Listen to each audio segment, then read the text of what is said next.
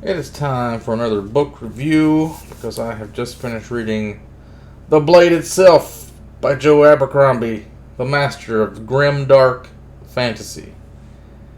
And I was super hyped, very much. I've seen a lot of video reviews about this. People say this is one of the best trilogies in fiction. It's one of the best character writers. And I was a little bit unimpressed. I think there's some potential here, though. I think there's potential.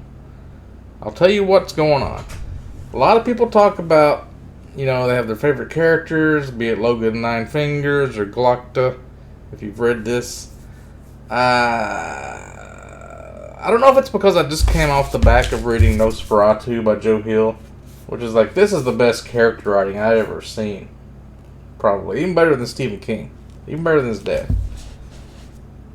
This was like not at all as good as everybody says it is. The character writing. I mean, I don't know if it's just people that just read fantasy and they don't read anything else. Maybe they don't have... I don't know. It's like... I can think of way better characters than like Stephen King or like Ender's Game and stuff, but like... Logan Nine Fingers. He's kind of like... He's a cool character because he kind of has a split personality with this other guy named the Bloody Nine, which is kind of like when he gets hurt really bad, he goes into a berserker rage and he starts doing whirlwind attacks and stuff, like a video game. And Logan Nine Fingers is kind of like Jekyll and Hyde. He's like the calmer, very much afraid to die. He's always saying when he gets out of a fight, like, I'm still alive, like he's trying to tell himself that he's going to live, and he's like got all these battle wounds and scars. Pretty cool character, and he has like this band of warriors. They're all pretty interesting themselves. There's one they call 40 the Weakest, who, spoiler alert, doesn't make it through the end of the book. But there's also like the Black Dow and the Three Trees, and these like different kinds of like barbaric warriors of the North that are like his band of warriors that apparently when he was the Bloody Nine, he went into this berserker rage and he defeated 3 of them that were like these named men, named like really hard to kill guys or whatever, pretty scary dudes. But he didn't end up killing them, which is kind of weird because at the end it seems like when you go into the Bloody Nine, whatever persona, he kind of like kills everybody he can. It's like he's needing bodies to fuel his rage, and they said he like mixed beer with blood and stuff. So that's kind of an interesting character. But people were saying like you can tell like who's who just by the dialogue. But it was all pretty much like kind of generic to me. I didn't really see that. Everybody loves Glocta, who is a guy who is like, he used to be one of the best sword fighter duelist kind of characters, and then he got in the middle of this war and something happened where he was left behind, and then he was like tortured for a couple of years, and now he's like this crippled guy because they ruined his leg and they took all his teeth out, so he's like missing all of his like front teeth. So he's like an old crippled man, and he just kind of has some sage advice for this other character that's like training for a dueling championship, like a sword fighter guy. But Glocta, I mean, he has the most like inner dialogue where you can kind of see what he's thinking and kind of stuff, but it's like not really... I don't see what was so grimdark about it. I mean, compared to like a lot of the things I've read, it's like... I mean, they're not really super moral characters, but like a lot of them, it's not the... a lot of books do that. It's not that big of a deal. And then there's the Jazal, who is like the duelist. He's like training for this contest, a dueling contest with swords. And he's like a really like rich, spoiled guy, which I thought he was like my favorite character because he like goes through this kind of anime training montage because he wants to like get good to prove everybody wrong, and he kind of falls in love with his friend's sister, which I can kind of relate to, and like she's like of low blood. She's like not really anyone important, so that's kind of like it would ruin his life if he married her or whatever. So he kind of got better as the story went on, And then you got this woman from the South. I think she's a black woman, but it didn't really... There's also another thing where he doesn't use maps. There's no maps in the front of his book like other fantasy stories has. He doesn't do that. So you don't really know where anything's at. So you got the North, you got the South, you got these weird edge of the world kind of places off to the side or something. So there's like this wizard that's guiding her to this main city, Uduar or something like that. Udua. And then there's other, like the first of the Magi guy, Bayaz. He's also a really cool character. He's like just this bald wizard guy. And he's kind of...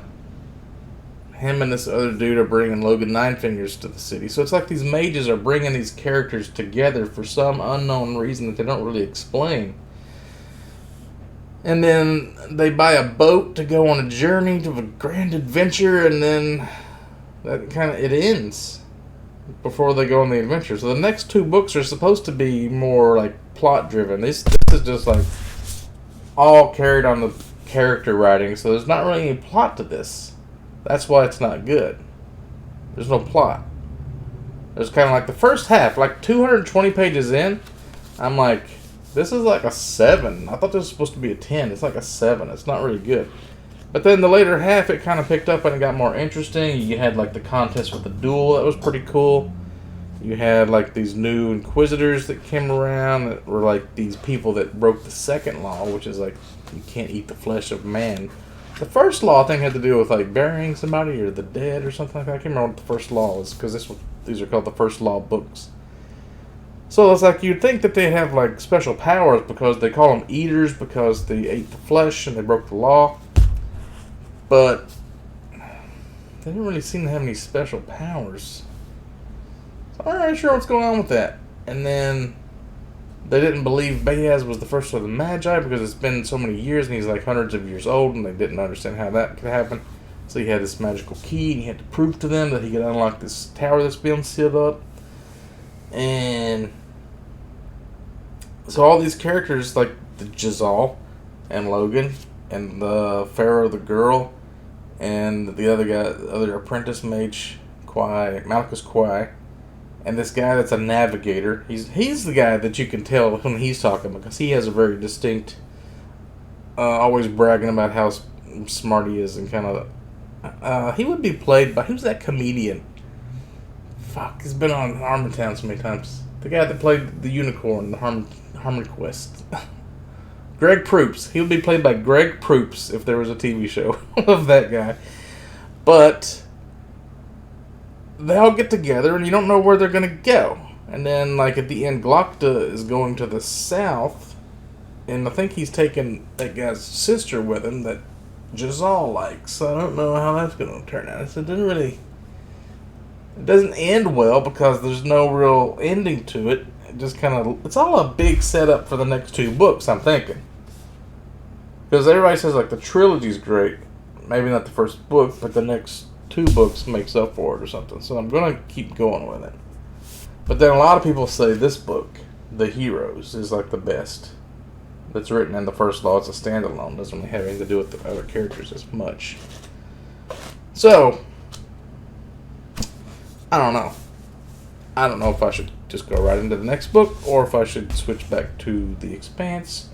Or, like, maybe I should do The Lies of Luck and Mora or Kings of the Wild or Malice right here, Rage of Dragons. I mean, I got a lot of options.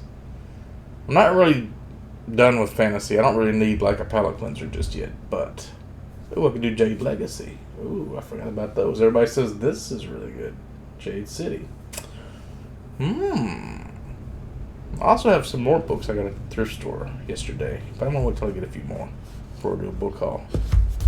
Said I wasn't going to buy anything for the rest of the year, but I keep thinking of these thrift stores as kind of like a crab trap, you know, on Deadliest Catch. It's like they're soaking up.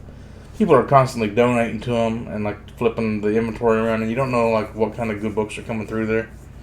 And then I'm also waiting on somebody at the library to bring back the Brandon Sanderson book I need to get. Kind of want to read those, so maybe I'll check on that Friday. So I don't know about this Abercrombie fellow. I think I mentioned all the characters, but so I started out with like a 7, and now I think I can bump it up to like an 8. I can't give it a 9. The next 2 books, I think I'm going to be a solid 9 at least, maybe 10s. Let's hope. But once again, Nosferatu. Hey, there's a TV show based on this book. I didn't even realize. I downloaded it just because I download everything, and I saw it the other day, and like, wait, is this Nosferatu based on the book? And I started watching it. I saw that fucking moon with the guy's face in it. But then I saw somebody else saying that the TV show is nothing like the book. It just goes completely off the rails, completely different from it. But I was like, man, that's exciting. I actually have a TV show based off this. I'm going to watch it. Maybe I'll check that out tonight.